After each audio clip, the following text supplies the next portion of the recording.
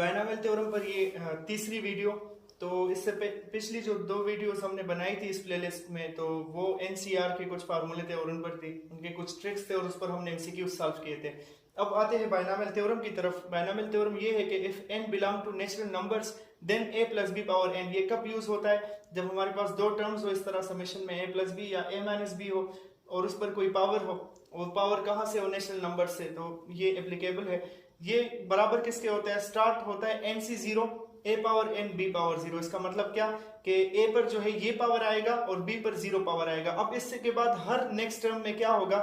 a का power एक decrease होगा और b का पावर जो होगा वो 1 इंक्रीज होगा।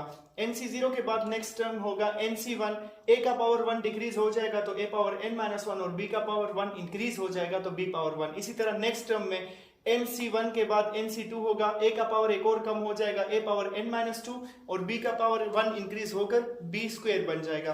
तो फिर इसमें हम जनरल एक टर्म ले लेते हैं। इसके बाद तो nc3 होता, हम एक जनरल टर्म ले लेते हैं, ncr कर लेते हैं। ठीक है, तो ncr इस तरीके से क्या होगा? इसमें हर एक में बात नोट करें कि ये पहला जो टर्म है तो nc0 है तो a का पावर इससे ये माइनस हो जाए n-0 होता है तो n-0 से n आ जाता है और b का पावर ये टर्म होता है। इसी तरह यहाँ पर देखें nc1 को तो a का पावर n-1 होता है और b का पावर ये वाला होता है 1। इसी तरह nc2 में a का पावर n-2, b का पावर 2। तो ncr में क्या होगा? a का पावर होगा n-r और b का पावर होगा r। इसी टर्म को, ये एक इंपॉर्टेंट टर्म है, इसी टर्म को हम general term of binomial theorem भी कहते हैं। इसको बाद में डिस्कस करते हैं। फिर लास्ट तक ये कहां तक जाएगा? ये जाएगा ncn तक। nc0 से ये स्टार्ट होगा और ncn तक जाएगा। जब ये बराबर हो जाए तो तब वहां जाकर ये स्टॉप हो जाएगा ncn तक। तो a का पावर फिर क्या होगा? n-n, तो n-n से 0 आ जाएगा और b का पावर ये हो जाएगा n। ठीक है, तो ये हमारे पास बायनॉमियल थ्योरम हो गया। इसको इसे ऐसे समेशन के फॉर्म में भी लिखा जा सकता है कि a plus b power n is equal to summation from r is equal to 0 to n। और क्या होगा फिर? ncr a पावर n-r और b पावर r। ठीक है, इसको ऐसे भी लिखा जा सकता है। तो इसमें अगर r0 पुट किया जाए तो nc0 a power n b power 0 ये पहला टर्म मिल जाएगा, r1 पुट करे तो दूसरा, फिर तीसरा और इस तरह से ये सब टर्म्स मिल सकते हैं। इस वाले टर्म को कहा जाता है general term of binomial theorem और इसको रिप्रेजेंट किया जाता है ऐसे कि tr+1 is equal to ncr a power n-r b power r। अब आपके जहन में एक बात आएगी और आनी भी चाहिए कि वो बात ये कि यहाँ पर हमने tr+1 क्यों लिया, tr क्यों नहीं लिया? उसकी वजह क्या है? तो इसकी वजह देखें, जब nc0 है पावर n b पावर 0 तो ये फर्स्ट टर्म है, तो फर्स्ट टर्म है तो यहाँ पर 0 है। ठीक है, सेकेंड टर्म में यहाँ पर 1 है, थर्ड टर्म में 2 है। मतलब जो भी यहाँ पर r की वैल्यू होती है टर्म उससे एक बड़ा होता है। जब 0 है तो ये फर्स्ट टर्म, nc1 है तो सेकेंड टर्म, nc2 है तो थर्ड टर्म है, मतलब 2+1। तो ncr है तो इसका मतलब कि ये कौन सा टर्म होगा? इससे एक ज्यादा, तो इससे एक ज्यादा r+1। तो इसी वजह से इसको tr+1 से मैंने डिनोट किया है, tr से डिनोट नहीं किया। इसको कहा जाता है general term of binomial theorem. ठीक है, ये इस जनरल टर्म का बहुत ज्यादा काम होता है, इसको बहुत ज्यादा क्वेश्चन में हम फिर यूज करेंगे।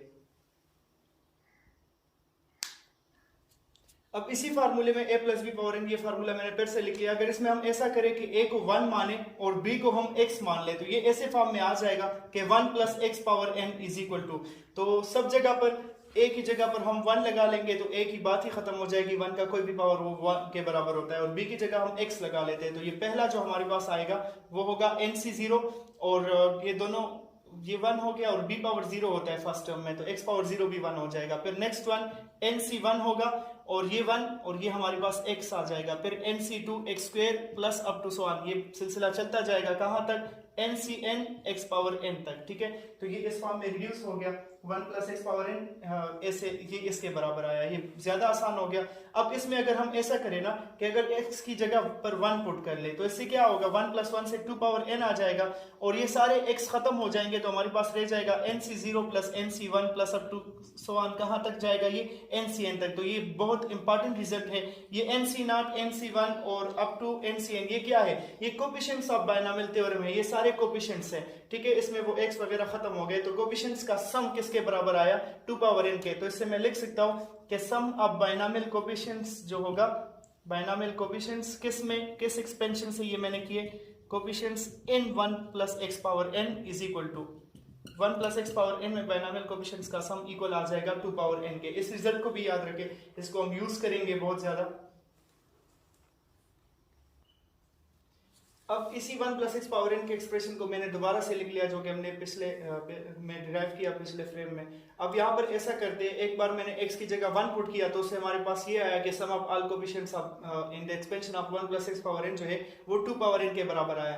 अब अगर मैं इसमें इस बार ऐसा करूं कि put x is equal to -1 कर दूं तो 1 - 1 से 0 आ जाएगा और राइट साइड पर nc0, यहाँ पर हमारे पास ये जो x है -1 पुट हो जाएगा तो -nc1, एक्स स्क्वेयर है तो फिर प्लस nc2 आ जाएगा, माइनस खत्म हो जाएगा, उसके बाद फिर से -nc3 फिर प्लस nc4 और अप टू सो ऑन, ये सिलसिला चलता जाएगा। ठीक है, तो इसमें हम ऐसा कर सकते हैं, ये nc1 nc3 ये सारे जो है नेगेटिव है, जो 8 आए हैं वो नेगेटिव है, जो इवन है 0 2 4 वो पॉजिटिव है, तो इनको इस तरफ ले आते हैं, जो नेगेटिव है तो ये पॉजिटिव हो जाएंगे, तो nc1 plus nc3 plus nc5 इस तरह का एक सिलसिला आ जाएगा। और राइट साइड पर क्या रह जाएगा, nc0 plus nc2 plus nc4 plus up to so on. ठीक है, तो इससे हमारे पास क्या आया, यहां से हमने ये डिराइव कर लिया कि सम ऑफ 8 कोएफिशिएंट्स, जो 8 कोएफिशिएंट्स हैं, ठीक है, वो उनका सम किसके बराबर आया, सम ऑफ इवन के।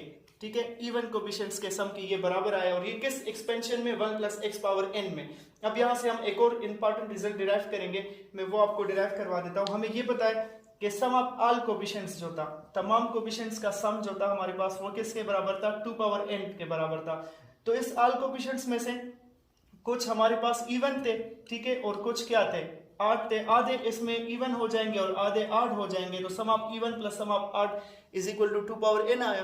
तो चूंकि ये दोनों बराबर है तो इनमें से अगर हम इवन की जगह ऑड लगा लिया, ऑड की जगह इवन लगा दे, तो मतलब ये 2 टाइम्स सम ऑफ इवन हो जाएगा। क्योंकि मैंने ये किस तरह 2 टाइम्स सम ऑफ इवन हो गया, क्योंकि 8 की जगह भी मैंने इवन लगा दिया, यहाँ से हम डिराइव कर चुके हैं कि सम ऑफ 8 और सम ऑफ इवन हमारे पास इक्वल आएंगे। तो इसका मतलब क्या बना, अगर 2 को मैं उस तरफ डिवाइड कर लूं, मैं यहां पर लिख देता हूं, ये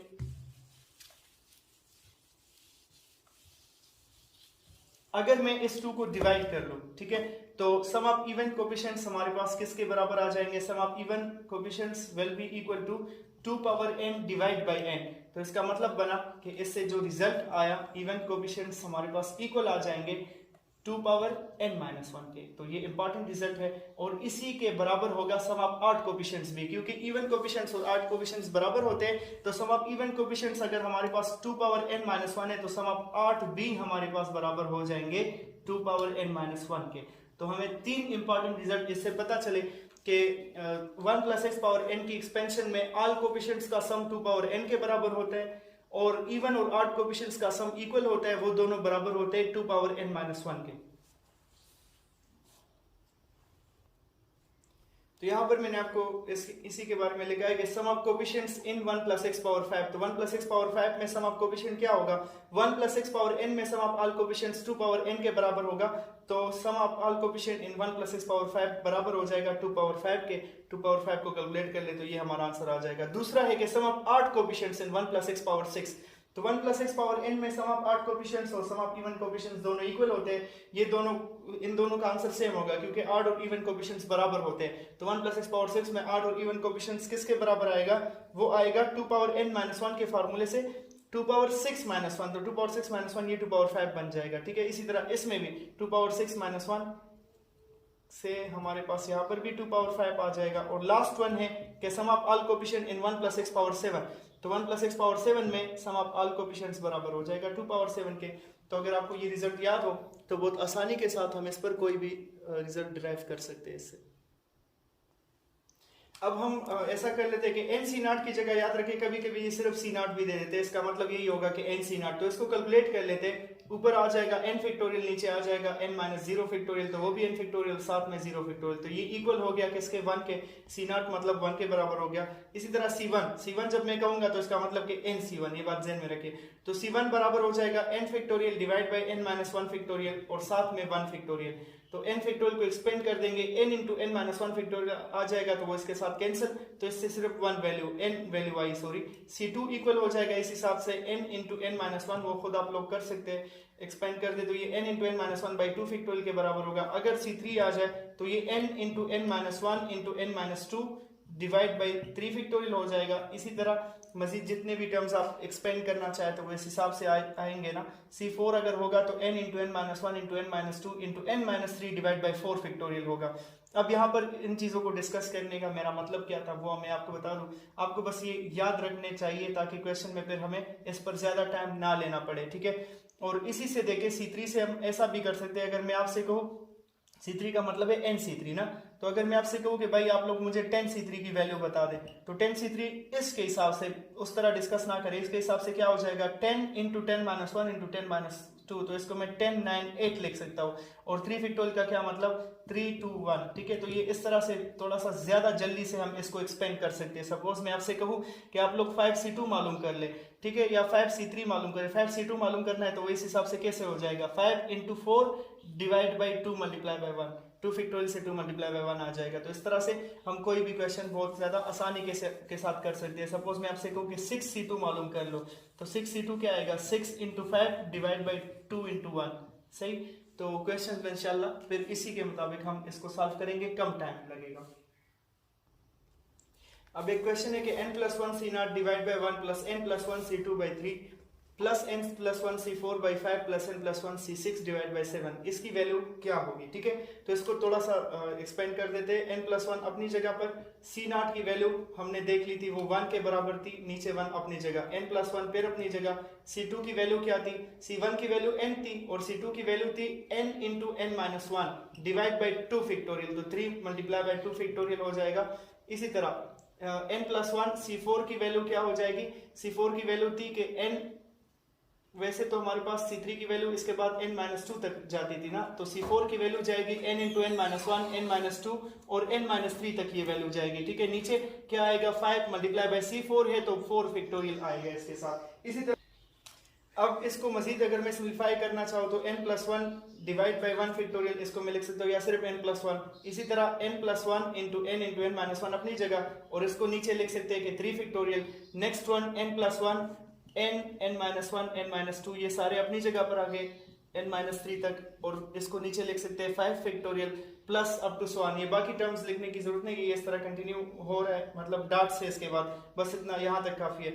अब नेक्स्ट क्या होगा, ये किसकी वैल्यू हो जाएगी, NC1 की वैल्यू n आती थी तो यहाँ पर n प्लस 1 वैल्यू आ रही है, इसका मतलब कि ये किस चीज के बराबर होगा, ये n प्लस 1 C1 के बराबर हो रहा है। मैं दोबारा से कह दूं n वैल्यू थी NC1 की तो n प्लस 1 वैल्यू हो जाएगी n प्लस 1 C1 की, ठीक है। इसी तरह यहाँ पर हमारे पास NC3 की वैल्यू क्या आती थी n into n minus 1 into n minus 2, 3 बार होता था और नीचे 3 फैक्टोरियल, तो ये भी उसी तरह है, ये n प्लस 1 से स्टार्ट है, n प्लस 1 है फिर उससे एक कम फिर इससे एक कम, तो इसको n प्लस 1 C3 हम लिख सकते हैं। नेक्स्ट को देखें, ये फिर से n प्लस 1 से स्टार्ट है, एक कम दो कम, कितने टर्म्स है 1 2 3 4 5 और नीचे 5 फैक्टोरियल, तो इसका मतलब कि ये n प्लस 1 C5 है और अप टू सो ऑन। तो ये सारे टर्म्स फिर इसके बाद भी आते जाएंगे, इसके बाद n प्लस 1 C7 होगा, फिर n प्लस 1 C9 और इस तरह। तो ये सारे 8 कोफिशिएंट्स हैं, ठीक है। तो इनका सम 8 कोफिशिएंट्स का सम किसके बराबर होता था 2 पावर n माइनस 1 के, लेकिन यहाँ पर ऊपर n नहीं है, यहाँ पर क्या है ऊपर n प्लस 1 है, तो इसका मतलब कि n प्लस 1 माइनस 1 हो जाएगा, n की जगह n प्लस 1 आया है तो प्लस 1 माइनस 1 खत्म, हमारे पास इससे क्या आंसर आया 2 पावर n।